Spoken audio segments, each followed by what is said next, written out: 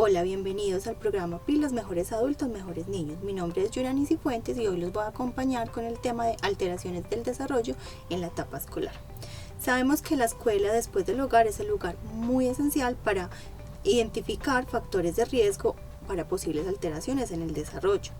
¿Por qué es importante la escuela? Porque es allí donde el niño se ve enfrentado a desarrollar muchas habilidades para el proceso de aprendizaje. Es por esto que el docente tiene una función fundamental en la prevención, identificación y la intervención de posibles alteraciones en el desarrollo. Por eso es importante, entonces vamos a abordar algunos conceptos o algunas características diagnósticas o alteraciones en el desarrollo en el aula escolar. Vamos a comenzar con el concepto de discapacidad.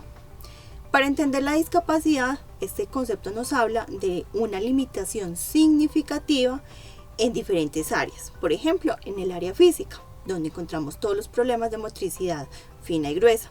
Encontramos también la discapacidad intelectual, puede ser considerada como discapacidad cognitiva. También encontramos limitaciones significativas a nivel mental o psicosocial. Acá tenemos algunos ejemplos como la depresión, la ansiedad, la fobia escolar, trastornos obsesivos compulsivos. Otras limitaciones podrían ser la sensorial, que ahí encontramos lo que es lo auditivo y lo visual.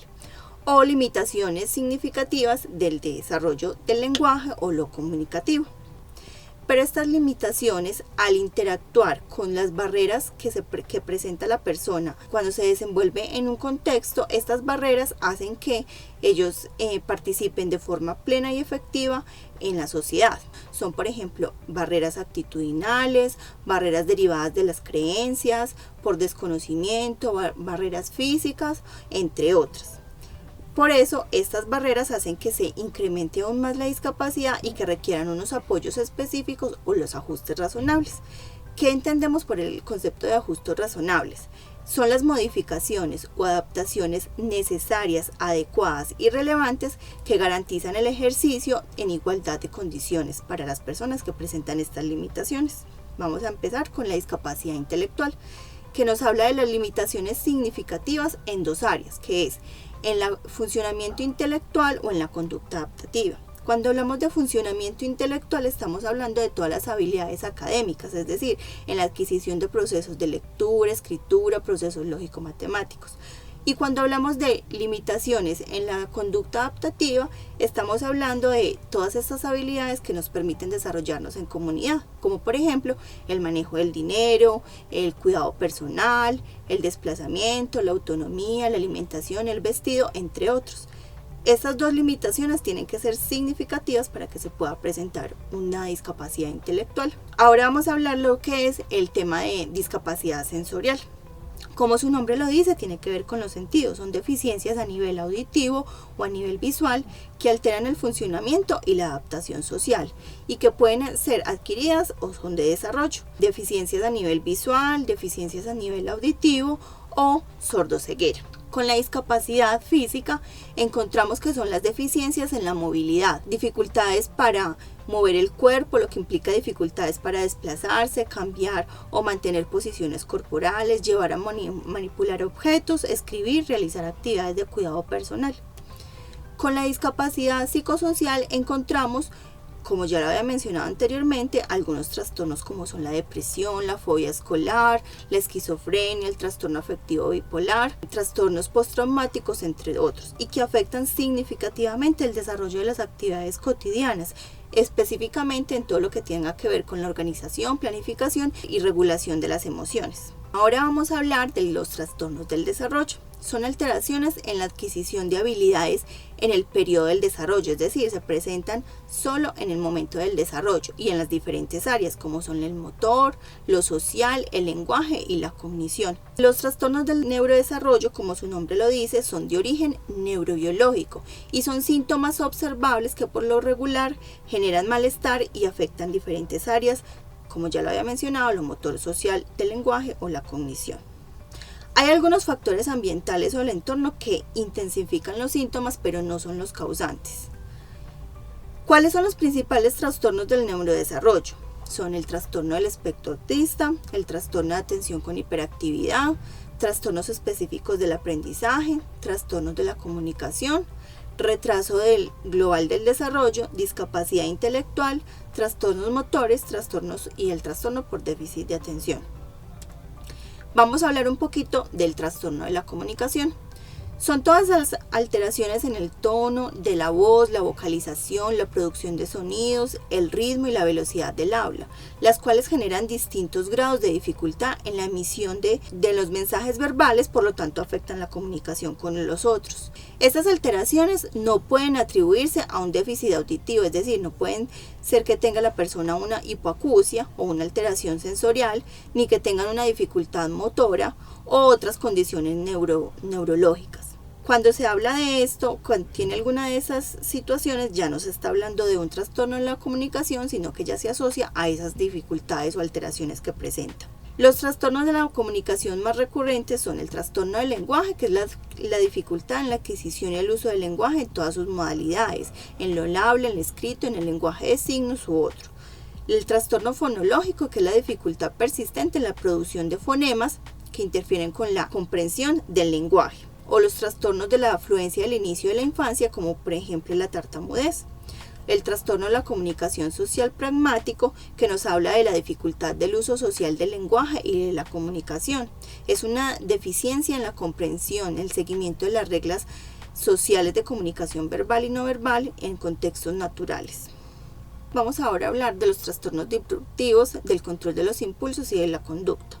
Se manifiestan conductas destructivas, negativistas, antisociales, como por ejemplo peleas, mentiras, destrucción de propiedad, incumplimiento de normas, que generan problemas con su grupo de pares y con las figuras de autoridad. Los principales trastornos que se presentan acá son el trastorno negativista desafiante, el trastorno explosivo intermitente, el trastorno de conducta o disocial y el trastorno de personalidad antisocial. Ya hablamos de la discapacidad y de los trastornos del neurodesarrollo. Sin embargo, estos conceptos se abordan más desde las categorías del DSM-5. Sin embargo, el Ministerio de Educación retoma la caracterización desde la Organización Mundial de la Salud y ellos definen 9 discapacidades, que son las categorías que ustedes como docentes deben incluir en el reporte del CIMAD cuando hacen la caracterización de la población. Las discapacidades que se presentan que retoma el Ministerio de Educación son la discapacidad intelectual, el trastorno del espectro autista, el trastorno de la comunicación, los trastornos psicosociales, la discapacidad motora, la sensorial y la sistémica. Encontramos que en el aula de clase nos vemos con otros trastornos que no entran en esa categoría del CIMAD, como son los trastornos de conducta, el TDAH, el trastorno negativista desafiante o los trastornos del aprendizaje. Aunque estos chicos también requieren ciertas modificaciones en cuanto a la adaptación de materiales o adaptaciones ambientales, no entrarían en los apoyos que hacen parte de las categorías del CIMAD. ¿Cuáles son las causas o los diferentes factores de riesgo que se presentan en estos diagnósticos? Primero son factores biológicos, es decir, factores pre, peri y postnatales. Prenatales, que pueden ser malformaciones genéticas, mutaciones, trastornos metabólicos, que son antes del nacimiento. Los factores prenatales pueden ser como las deficiencias nutricionales de la madre o infecciones maternas. Y los factores perinatales, por ejemplo, las complicaciones que se presentan durante el parto, como uno de los más comunes, que es la hipoxia o la falta de oxígeno. Y los postnatales, entonces encontramos de pronto accidentes, ya que generan traumatismos craneoencefálicos o infecciones como la meningitis. Pueden derivar un diagnóstico de los que hablamos anteriormente. También existen unos factores ambientales que son, por ejemplo, las experiencias desfavorables de la vida de la familia, deprivación sociocultural, violencia intrafamiliar, situaciones de riesgo como abuso sexual, consumo de sustancias psicoactivas por parte de las familias o los cuidadores, inclusive pues de ellos mismos. ¿Por qué es importante hablar de las alteraciones en el aula de clase? Porque, como lo dijimos inicialmente, el docente tiene la función de identificar, prevenir e intervenir. Cuando se conoce cuál es el desarrollo esperado de un niño en la etapa escolar, el docente alcanza a identificar ciertas características que se salen de eso esperado y puede hacer unas remisiones pertinentes al equipo de apoyo pedagógico del colegio o del municipio o a las redes de apoyo a nivel de salud. Puede también hablar con los padres de familia para empezar a manejar toda la ruta de atención para identificar una posible alteración. Ahí estamos trabajando lo que es la prevención, y de intervenir es cuando ya se identifica como tal una posible alteración y se reciben las recomendaciones de los profesionales de salud. Porque también es importante, porque facilita la caracterización en el aula de clase. Al docente conocer las características cognitivas, comportamentales y emocionales de los niños, esto le permite modificar sus prácticas pedagógicas, flexibilizar cuando se requiere y manejar un estilo de aprendizaje de acuerdo pues como a las necesidades de cada uno de los niños. Esto permite ofrecer unos apoyos y unos ajustes razonables. Es decir, si yo sé que tengo un niño en el aula de clase que tiene una alteración auditiva, una hipoacusia, puedo hacer las modificaciones pertinentes y razonables para el chico, garantizando así el acceso, la permanencia y la promoción de todos los estudiantes. Además, eso también mejora los procesos de convivencia escolar, porque estos niños, cuando no se les ofrece los apoyos necesarios o no se identifican a tiempo sus posibles alteraciones, pueden ser niños que son segregados, excluidos, presentan dificultades a nivel emocional, comportamental, porque no responden o sienten que no están respondiendo a las demandas del entorno. Entonces, al presentarse todo ese tipo de situaciones, se pueden dar problemas de convivencia escolar, lo que permite al docente, cuando lo identifica, intervenir a tiempo.